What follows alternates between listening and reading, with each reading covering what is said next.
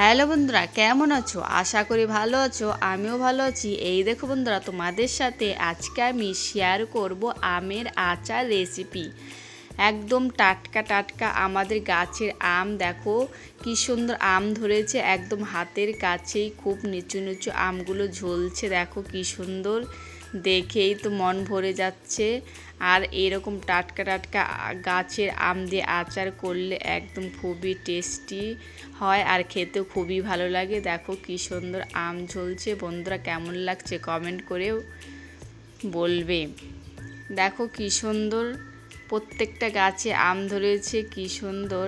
তারপর দেখো এখানে আমগুলো নিয়ে আসলাম আর এ কটা নিয়েছি আমি এখানে আচার তৈরি করার জন্য। এখানে আমটা এরকম সাইজ করে কেটে নিয়েছি। তোমরা তোমাদের পছন্দ অনুযায়ী আমটা কেটে নিতে পারো। আর এখানে মশলার জন্য নিয়েছি আমি শুকনো লঙ্কা, আমি ভেজে নিচ্ছি। আর নিচ্ছি জিরে, আর নিচ্ছি গোমরি। এগুলোকে ভালো করে শুকনো খোলায় ভেজে উঠিয়ে নিলাম।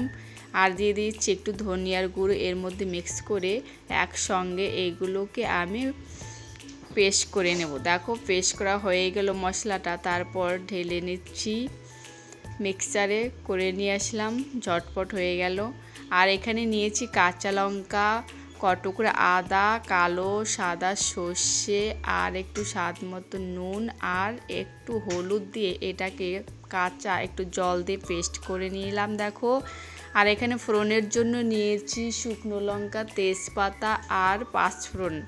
এগুলোকে আর তেল দিয়ে, তেলটা গরম হয়ে গেলে এর মধ্যে ছেড়ে দিচ্ছি আমটা দিয়ে একটু নাড়াচাড়া করে দিয়ে দিচ্ছি কাঁচা এই আদা লঙ্কা সর্ষে বাটাটা। এগুলো দিয়ে ভালো করে কষাতে থাকবো। আর দিয়ে দিচ্ছি এর মধ্যে স্বাদ মতো নুন আর হলুদ। এগুলো দিয়ে একসঙ্গে ভালো করে কষাতে থাকবো। কষাতে কষাতে কিন্তু এই আচারটা হয়ে যাবে আর খুব অল্প টাইমে হয়ে যায়। আর এখন দিয়ে দিচ্ছি স্বাদ মতন চিনি। তোমরা যারা চিনি খেতে পছন্দ করো না তারা চিনিটা স্কিপও করতে পারো, তবে চিনিটা দিলে আচারের টেস্টটা খুব ভালো আসে আর খেতেও ভালো লাগে। দেখো কি সুন্দর টকবক করে ফুটছে। আবারও কিছুক্ষণ বাদে ফিরে আসলাম, তখন এই গুঁড়ো করা মশলাটা দিয়ে ভালো করে কষিয়ে নেব আরও কিছুক্ষণ।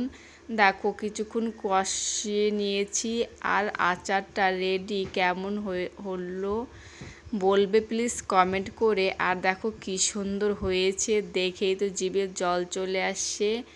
আর এত টেস্টি হয় এরকম আমের আচার। তোমরা যদি না খাও এরকম তৈরি করতে পারো, আশা করি তোমাদেরও ভালো লাগবে। দেখো এবার রেডি হয়ে গেছে। তারপর আমি থালাতে উঠিয়ে নিয়েছি, থালাতে উঠিয়ে রোদ্রে বসিয়ে দিলাম।